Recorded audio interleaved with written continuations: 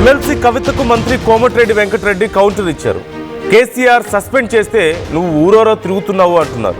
కేసీఆర్ని తిడితే వస్తున్న కోపం హరీష్ను తిడితే ఎందుకు రావట్లేదంటూ కోమటిరెడ్డి ప్రశ్నిస్తున్నారు.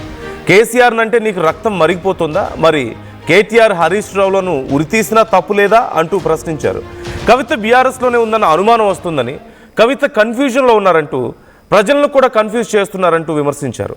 బీఆర్ఎస్ హయాంలో నల్గొండలో జరిగిన మోసాలపై కవిత మాట్లాడాలన్నారు. నాకు నా తమ్ముడికి మధ్య ఎలాంటి గొడవలు లేవు అంటూ కోమటిరెడ్డి కామెంట్స్ చేశారు. ఈ మధ్య గత నెలన్నర నుంచి కవిత కోమటిరెడ్డి మధ్య కొంత మాటల యుద్ధం జరుగుతోంది. కవిత పర్యటన సందర్భంగా కొన్ని బ్యానర్స్ ఏవో కట్టుకుంటే వాటిని కోమటిరెడ్డి అనుచరులు తొలగించారని, మీకు మాకు ఎందుకు ఈ గొడవలు అంటూ గతంలో కవిత మాట్లాడారు. అప్పుడు మాకు తెలియదు, మమ్మల్ని ఎందుకు ఇబ్బంది పెడుతున్నారని చెప్పి కోమటిరెడ్డి మళ్ళీ రిప్లై ఇచ్చే ప్రయత్నం చేశారు. కాకపోతే అక్కడ కొంతమంది మహానుభావులు విగ్రహాలు పెడితే అక్కడికి వచ్చి వాటికి అడ్డంగా మీరు బ్యానర్స్ పెడితే ఎలా అంటూ కూడా అప్పుడు మాట్లాడారు. అప్పటి నుంచి అప్పుడప్పుడు కవిత కోమటిరెడ్డి విమర్శలు చేసుకుంటున్నారు. ఇప్పుడు అవి పతాక స్థాయికి చేరడాన్ని మనం చూస్తున్నాం. అసలు కవిత కన్ఫ్యూజన్లో ఉన్నారని, అసలు బీఆర్ఎస్లోనే ఉన్నట్లుగా కనిపిస్తోందని, కేసీఆర్ అంటే కోపం వస్తుంది కానీ మరి కేటీఆర్ హరీష్ అంటే తప్పు లేదా, వాళ్ళని ఉరితీసినా తప్పు లేదా అంటూ కోమటిరెడ్డి ప్రశ్నిస్తున్నారు. వాళ్ళని మాత్రం ఎందుకు మీరు డిఫెండ్ చేయడం లేదు అంటే కేసీఆర్ చుట్టూ ఉన్న వాళ్ళని మీరు దూరం చేయాలనుకుంటున్నారా అనే ప్రశ్న ఆయన వేస్తున్నారు. డీటెయిల్స్ తెలుసుకుందాం. మధు జాయిన్ అవుతున్నారు, మా ప్రతినిధి. మధు, కవిత వ్యాఖ్యలకు కోమటిరెడ్డి కౌంటర్ మనకు కనిపిస్తుంది. సో ఎక్స్చేంజ్ ఎలా ఉంది, డైలాగ్ ఎక్స్చేంజ్ ఎలా కనిపిస్తుంది ఇద్దరి మధ్యలో? ఎగ్జాక్ట్లీ, అంటే బీఆర్ఎస్ హయాంలో జరిగినటువంటి నల్గొండ జిల్లాకి సంబంధించినటువంటి అన్యాయం పైన కవిత ప్రశ్నించాలంటూ మంత్రి కోమటిరెడ్డి వెంకటరెడ్డి చిట్చాట్ చేశారు. దాంతోపాటు ఇంకా అనేక అంశాలు మాట్లాడారు. ఎందుకంటే ఉమ్మడి నల్గొండ జిల్లాకి సంబంధించినటువంటి మంత్రి జగదీశ్వర్ రెడ్డి, గతంలోనే జగదీశ్వర్ రెడ్డి పైన కవిత గతంలో హాట్ కామెంట్స్ చేశారు. ప్రస్తుతం డైరెక్ట్గా మంత్రి మళ్ళీ ఉమ్మడి నల్గొండ జిల్లాకు మీ మంత్రి, మాజీ మంత్రి చేసిన అన్యాయం పైన కూడా క్వశ్చన్ చేయాలి కవిత అంటూ మళ్ళీ కౌంటర్ చేసే ప్రయత్నం చేశారు. దాంట్లో కొన్ని కీలక అంశాలు, కేసీఆర్ నిన్ను పార్టీ నుంచి సస్పెండ్ చేస్తే ఊరూరా తిరుగుతున్నావు అంటూ స్టేట్మెంట్ చేశారు. ఈ మధ్యకాలంలో కవిత డైరెక్ట్గా 4 నెలల నుంచి ప్రస్తుతం జాగృతి జనం బాట పేరిట నియోజకవర్గాలు తిరుగుతూ ఉన్నారు. అన్ని గ్రామాల్లో నిద్ర చేస్తూ ఉన్నారు. అక్కడ స్థానిక సమస్యలు తెలుసుకునే ప్రయత్నం చేశారు. అయినా బీఆర్ఎస్ నేతలందరినీ కోట్ల రూపాయలు దోచుకున్నాం అంటూ కవిత విమర్శిస్తూ ఉన్నటువంటి పరిస్థితి. కేసీఆర్ను తిడితే కోపం వస్తుంది, నా రక్తం మరిగిపోతుంది ఒక తండ్రిని తిట్టినందుకు అంటూ కవిత కామెంట్ చేస్తే, సేమ్ అదే విధంగా హరీష్ రావు కేటీఆర్ను ఉరిదీస్తే తప్పు లేదా, వారిని ఉరిదీస్తే ఓకేనా కవిత అంటూ డైరెక్ట్గా కోమటిరెడ్డి వెంకటరెడ్డి మంత్రి స్టేట్మెంట్ చేసినటువంటి సిచ్యువేషన్ కనిపిస్తూ ఉంది. పాలమూరు రంగారెడ్డి ప్రాజెక్టు విషయంలో కనీసం అన్యాయం చేశారు బీఆర్ఎస్, వాళ్ళు అవినీతి చేశారు, అక్రమాలు చేశారంటూ కవిత ఒప్పుకోవడం ఒక రకంగా సంతోషం అంటూ కోమటిరెడ్డి వెంకటరెడ్డి కవితను దెప్పిపొడుస్తూ ఆయన స్టేట్మెంట్ చేశారు. దాంతోపాటు కేసీఆర్ సభకు రోజు వస్తే ఆయన సమాధానం చెప్తే పాలమూరు రంగారెడ్డి పైన బీఆర్ఎస్ పుంజుకునే పరిస్థితి ఉందంటూ కామెంట్ చేస్తూ ఉన్నారు. అంటే ఆమె బీఆర్ఎస్లో ఉన్నారా, బయట ఉన్నారా, కన్ఫ్యూజన్లో ఉన్నట్టుంది అంటూ కూడా కోమటిరెడ్డి వెంకటరెడ్డి స్టేట్మెంట్ చేశారు. దాంతోపాటు నా తమ్ముడికి నాకు ఎలాంటి గొడవలు లేవు, మేమిద్దరం బాగానే ఉన్నాం, తమ్ముడి విషయంలో మంత్రి పదవి విషయంలో నేను ఎక్కడా మాట్లాడలేదు, నాకు మంత్రి పదవి కావాలని నేను ఎక్కడా అడగలేదు, ఉమ్మడి ఆంధ్రప్రదేశ్లోనే తెలంగాణ ఉద్యమ సమయంలో రాజీనామా చేసిన చరిత్ర నాకుంది అంటూ కామెంట్ చేయడంతో ప్రస్తుతం చర్చనీయాంశం అవుతోంది. మాజీ మంత్రి జగదీశ్వర్ రెడ్డి అవినీతి పైన, అక్రమాలపైన, నల్గొండ జిల్లాకు చేసిన అన్యాయం పైన కవిత క్వశ్చన్ చేయాలంటూ ఆయన కాస్త సెటరిక్గా మాట్లాడారు.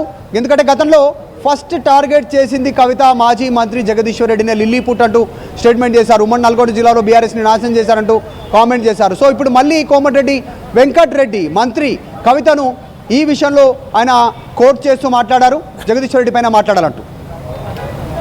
అంటే కవిత ఈ మధ్య కొంతమంది కీలక వ్యక్తులను వరుసగా కామెంట్స్ చేస్తున్నారు కీలక వ్యక్తుల మీద, ఇటు బీఆర్ఎస్లోను కాంగ్రెస్లోను ఇంక్లూడింగ్ రేవంత్ రెడ్డి. అయితే ఇది ఎలా చూడాలి? Is it A strategy or else ప్రజల్లోకి వెళ్తున్నారు, అక్కడ సమస్యలను ఎత్తు చూపే దాంట్లో భాగంగా వాళ్ళ గురించి మాట్లాడుతున్నారు అనుకోవాలా? లేకపోతే ఇప్పుడు కవిత యాక్టివ్ పాలిటిక్స్లో ఇక పైకి వచ్చేందుకు ఇప్పుడు వరుసగా కీలక నేతల్ని టార్గెట్ చేస్తున్నారని మరికొంతమంది అంటున్నారు. ఏ పర్సెప్షన్లో చూడాలి దీన్ని మనం?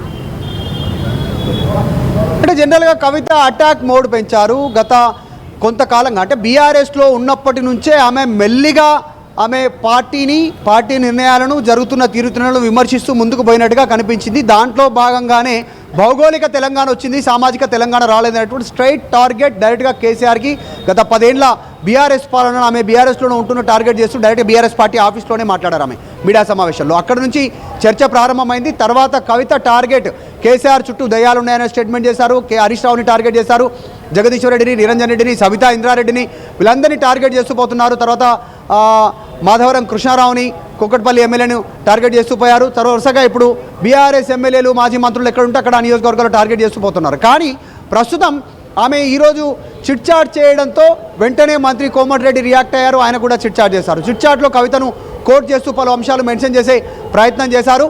మీ డాడీని అంటే కేసీఆర్ని అంటే కోపం వస్తుంది మీకు, కేసీఆర్ వస్తే బీఆర్ఎస్ బాగుపడుతుంది అంటున్నారు, మరి హరీష్ రావుని కేటీఆర్ని ఉరేస్తే తప్పు లేదా అంటూ స్టేట్మెంట్ చేశారు.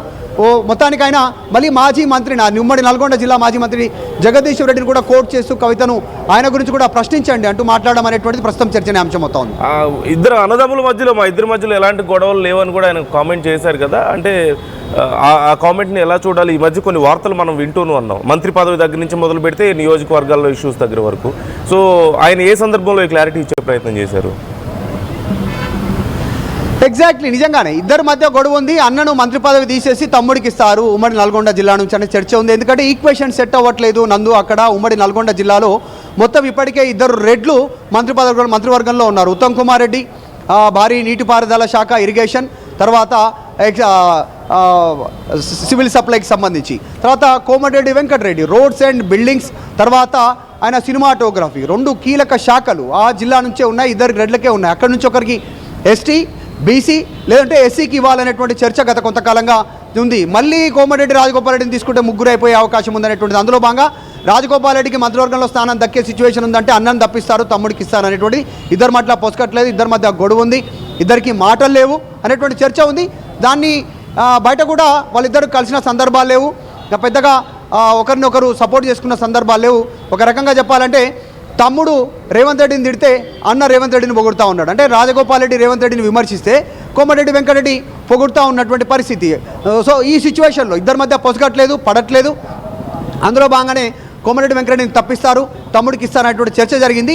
ఈ విషయం పైన ఆయన ఈ రకంగా చెప్పుకొచ్చే ప్రయత్నం చేశారు. కానీ ఇద్దరి మధ్య సఖ్యత ఉన్నట్టుగా ప్రస్తుతం అయితే పొలిటికల్ సర్కిల్లో పెద్దగా పాజిటివ్ లేదు, ఇద్దరి మధ్య సఖ్యత లేదు, ఇద్దరి మధ్య గొడవ ఉంది, ఇద్దరి మధ్య చాలా గ్యాప్ ఉంది, ఇద్దరు అన్నదమ్ముల మధ్య సంబంధించినటువంటి విషయంలో అనేటువంటిది పొలిటికల్ సర్కిల్లో చర్చ ఉంది. దానికి రీజన్ ఏంటంటే కోమటిరెడ్డి రాజగోపాల్ రెడ్డి అదే కామెంట్ పైన ఉంటే గతంలో 50 కోట్లు ఇచ్చి పీసీసీ కొనుక్కున్నారు అని రేవంత్ రెడ్డిని కోమటిరెడ్డి వెంకటరెడ్డి గతంలో అన్నారు. ఇప్పుడు అదే రేవంత్ రెడ్డిని కోమటిరెడ్డి వెంకటరెడ్డి పొగుడుతూ ఉన్నారు. ఇదే కోమటిరెడ్డి వెంకటరెడ్డి మేము సీనియర్ పార్టీలో మాకే విలువ ఉంటుంది, మమ్మల్ని కాదని ఓరని కోమటిరెడ్డి వెంకటరెడ్డి అంటే గతంలో నేను ఐపీఎస్ ఆఫీసర్, నువ్వు హోంగార్డు అనేటువంటి స్టేట్మెంట్ చేశారు. ఇద్దరి మధ్య వైరుధ్యం నడిచింది. కానీ ప్రస్తుతం మాత్రం కోమటిరెడ్డి వెంకటరెడ్డి రేవంత్ రెడ్డిని పొగుడుతూ ఉన్నారు, రాజగోపాల్ రెడ్డి మాత్రం కాస్త సైలెంట్గా ఉన్నటువంటి సిచ్యువేషన్. అందులో బాగానే ఆయన క్లారిటీ ఇచ్చినట్టుగా కనిపిస్తూ ఉంది.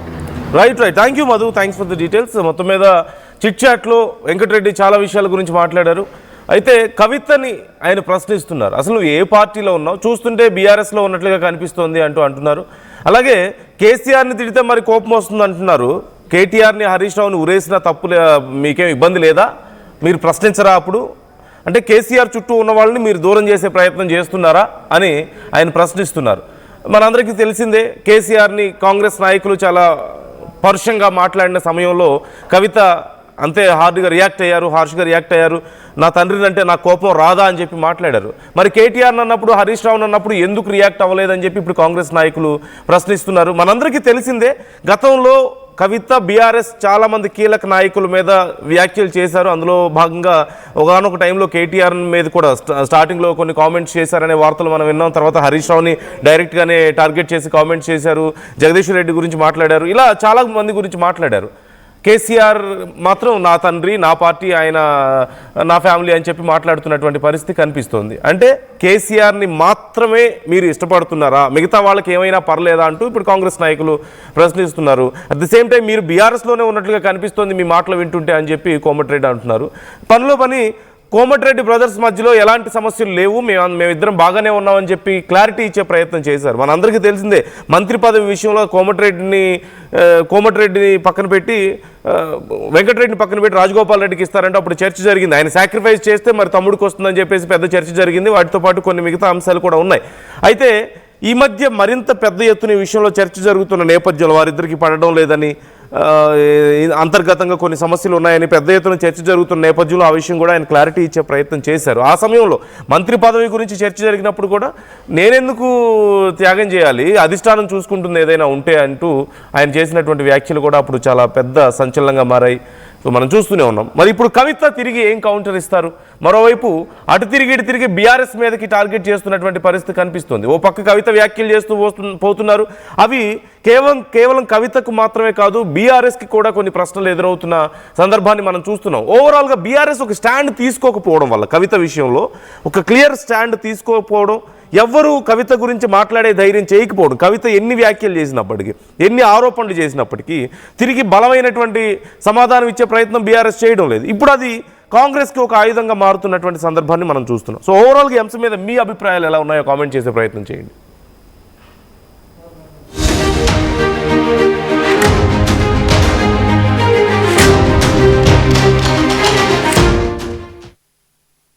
నగల సామ్రాజ్యం పెద్దది, మన వేడుకల్లో నగల పాత్ర పెద్దది. నగల్లో మన సంప్రదాయం అది పెద్దది. అదే విధంగా నగలు కొనేటప్పుడు మీ సేవింగ్స్ కూడా ఇకపై పెద్దగా ఉంటుంది. అన్ని నగల తరుగును